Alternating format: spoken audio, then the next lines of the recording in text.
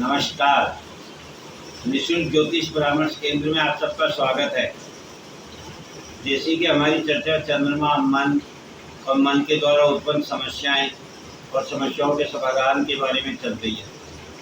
आज मैं सबसे पहले आप लोगों को ये समझाना चाहता हूँ, ये बताना चाहता हूँ कि ब्रह्मांड के द्वारा हम निर्मित हैं। जिस प्रकार से पंच तत्व ब्रह्मांड में उपस्थित हैं, ठीक इसी प्रकार से ये जो हमारा शरीर है, ये 4 तत्वों से मिलकर के बना है। अग्नि, भूमि, वायु और जल। और इसका विसर्जन भी इन्हीं 4 तत्वों के साथ हो जाता है। जैसा कि हमारे शरीर में ये 4 तत्व हैं और हमारे इस दुनिया से जाने के बाद जब इस बॉडी को जलाया जाता है तो शरीर जल करके अग्नि के द्वारा मिट्टी में मिल जाता है, भूमि में समाहित हो जाता है और जो हस्तियां हमारी बचती है उन्हें जल में प्रवाहित कर दी जाती है। और वायु जो चौथा तत्व है वो इन सब में सहायक है, क्योंकि वो सर्व विद्यमान है। अग्नि में भी है, भूमि में भी है और जल में भी है। तो हमें सबसे पहले ये समझना होगा कि ये शरीर जो है ये नश्वर है। तो अमर क्या है? अमर है आत्मा। क्योंकि पृथ्वी का निर्माण जब हुआ, मानव जाति का पृथ्वी पर जब निर्माण हुआ, तो हमारे महान ज्योतिषाचार्यों ने बताया कि अग्निपुंज है जो पृथ्वी से टकराया, वही अग्निपुंज आज हम लोगों के शरीर में आत्मा के रूप में उपस्थित है। जैसा कि कल मैंने बताया था आपको, हमारा अग्न्यशय पेट में होता है, जो नाभि के पास होता है। और अग्न्यशय हमें भोजन की डिमांड करता है और हम जो कुछ भी खाते और पीते हैं उसमें से जो हमारी बॉडी के लिए जरूरी होता है उसको हमारी बॉडी को सर्व करता है। जैसे कि मन को ब्लड सर्कुलर देता है, जिससे हमारा दिल धड़कता है, ऊर्जा देता है। और अवशेष जो होता है, वेस्टेज, उसे शरीर से बाहर कर देता है। तो अग्नि का मूल तत्व जो है वो उपयोगी सामान को कन्वर्ट करना, अच्छी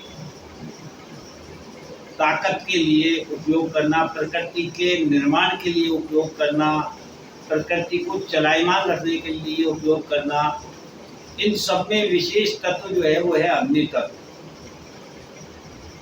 तो हमें सबसे पहले ये समझना होगा कि अग्नि तत्व जो है आत्मा है और आत्मा अमर है। इसका मतलब यदि हम शरीर से मोहित होकर, प्रभावित होकर, आकर्षित होकर इस जीवन में जितने भी कर्म करेंगे वो सभी कर्म हमारी समस्याओं का कारण बनेंगे। और जितना हम अपनी आत्मा से प्रेरित होकर कोई कार्य करेंगे वो कार्य प्रकृति से जुड़कर होगा, प्रकृति के निर्माण के लिए होगा, प्रकृति के संचालन के लिए होगा।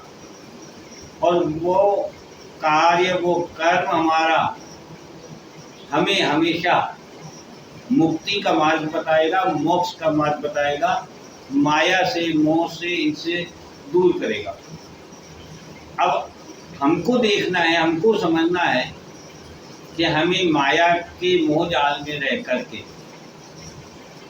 कष्ट भोगने हैं, समस्याओं से घिरे रहना है, या इस शरीर को नश्वर मानते हुए आत्मा को पोषित करना है, जो हमारा मुक्ति का मार्ग है।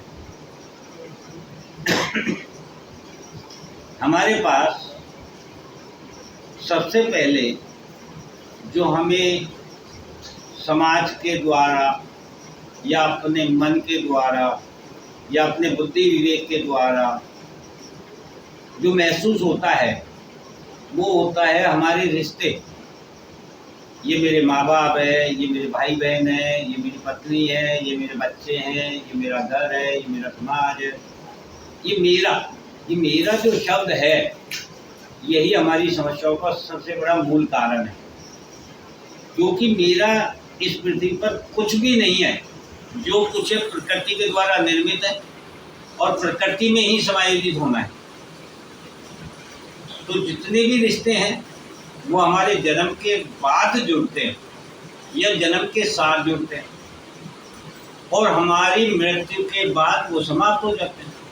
यानी जब तक हम इस जीवन काल के चक्र में हैं तब तक हमारे साथ ये सारी समस्याएं जुड़ी हुई है, जो रिश्तों से शुरू होती है, फिर उनकी सुविधाओं, भोग, उपभोग, विलासिता से हमें समस्याओं में घेरती है और पूरे जीवन को संचालित करती है और हम उसी में घिर करके अपने जीवन की वास्तविकता को भूल जाते हैं और इस नश्वर दुनिया से जुड़ करके हम अपने जीवन के धर्म के प्रति, अपनी आत्मा के प्रति कोई कार्य नहीं कर पाते हैं। यही हमारी समस्या का मूल कारण है। यदि हम इस आत्मा के वास्तविक तत्व को समझ लें तो हमारे को कोई समस्या नहीं होगी तो समाधान की आवश्यकता नहीं होगी। निश्चित रूप से मेरे कई साथी लोग ये कहेंगे कि भैया ये दुनिया पैसे से चलती है,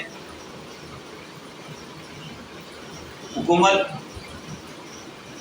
ताकत से चलती है, मान, प्रतिष्ठा, सम्मान, पद से चलती है। तो मैं सिर्फ इतना ही कहना चाहूँगा कि ये जो धन है, पद है, प्रतिष्ठा है, मान है, सम्मान है, ताकत है, ऊर्जा है, रुतबा है, ये सब नश्वर है। ये कल किसी और का था, आज हम अपना कह रहे हैं, कल किसी और का होगा और इसी के दम में हम जीवन पर्यंत एक समस्याओं से घिरे रहते हैं। सबसे पहली समस्या, मुझे कुछ पाना है। तो ये पाने की चाहत जो है ये मुझे सुकून नहीं लेने देती और कर्म और अकर्म, धर्म और अधर्म, मित्र और शत्रु में अंतर महसूस नहीं करने देती। क्योंकि मेरी चाहत किसी चीज़ को जब पाने की होगी तो मैं इन सब चीज़ों से परे जाकर के उस चीज़ को पाने का प्रयत्न करूँगा। ये चीज़ें मुझे चाहिए कितनी, मुझे इसका भी आभास नहीं है।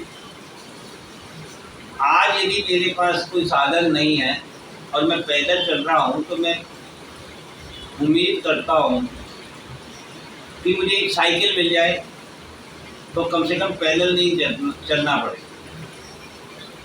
और यदि मैं साइकिल तक पहुँच जाता हूँ तो फिर मुझे लगता है पैदल भी क्यों मारना पड़े, मोटरसाइकिल मिल जाए इंजन वाली तो स्टार्ट करूँ और चल दूँ, मुझे मेहनत नहीं करनी पड़े। और मोटरसाइकिल मिल जाए तो मुझे लगता है मुझे कार मिल जाए तो मुझे ये आंधी, बारिश, तूफान, मिट्टी से बचत हो जाए। और कार मिल जाए तो मुझे लगता है फिर लग्जरी कार मिल जाए। कहने का मतलब ये अनंत है, इसका कभी अंत नहीं है।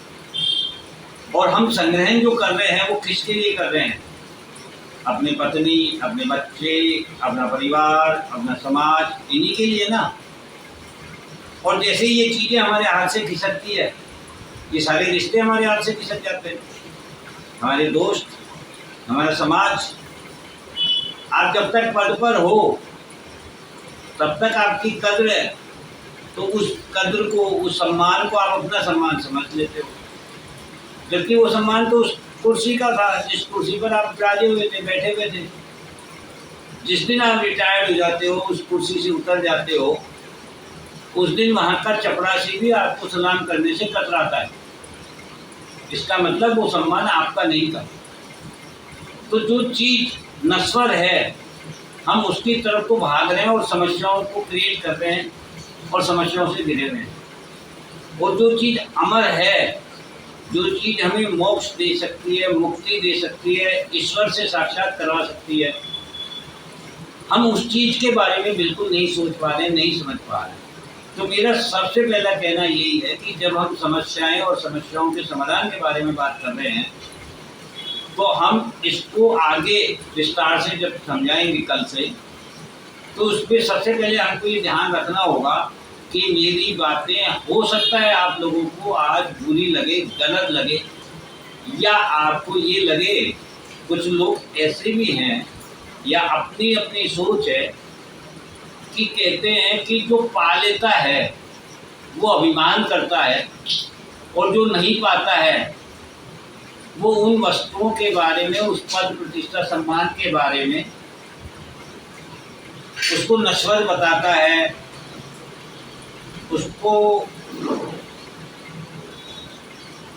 तिरमंगूर बताता है, और धर्म की हमको दुआएं देता है, कर्म की दुआएं देता है। लेकिन दोस्तों, वास्तविकता ये नहीं है। वास्तविकता जब आप खुद अपने दिल से महसूस करोगे तो जानोगे कि वास्तव में मैं जो कह रहा हूँ वही सत्य है।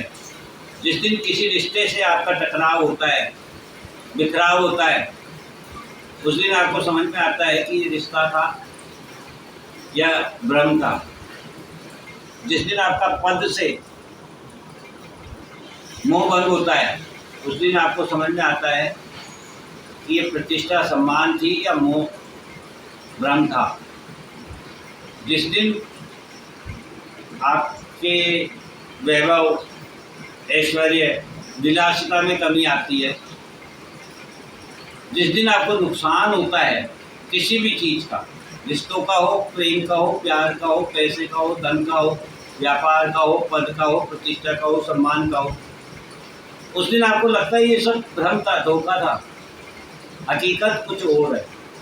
और अंत में प्रकृति ने ये भी समझाया है कि जाना आपको मोक्ष की तरफ ही है, मुक्ति की तरफ ही है। यानी आपका अंतिम पड़ाव जो है वो धर्म है, धर्म के प्रति कर्म है, कर्म के द्वारा मोक्ष और मुक्ति का मार्ग है। तो बस मैं इतना ही कहना चाहता हूँ। यदि आप इस चीज़ों को, इन बातों को अच्छे से समझ लेंगे, तो कल से जो अपन मन की चर्चा करेंगे, चंद्रमा की चर्चा करेंगे, समस्याओं की चर्चा करेंगे, समस्याओं के निदान की चर्चा करेंगे, वो बहुत आसानी से आपको समझ में आने लगेगी कि हमारे महान ज्योतिषाचार्यों ने हजारों साल पहले ब्रह्मांड को अध्ययन करके किस तरीके से हमें वो सब चीज़ें समझाई और बताई है कि हमें अपने जीवन को किस प्रकार से आगे लेकर के जाना चाहिए और समस्याओं से बचना चाहिए। जय हिंद, जय भारत। कल फिर मिलेंगे।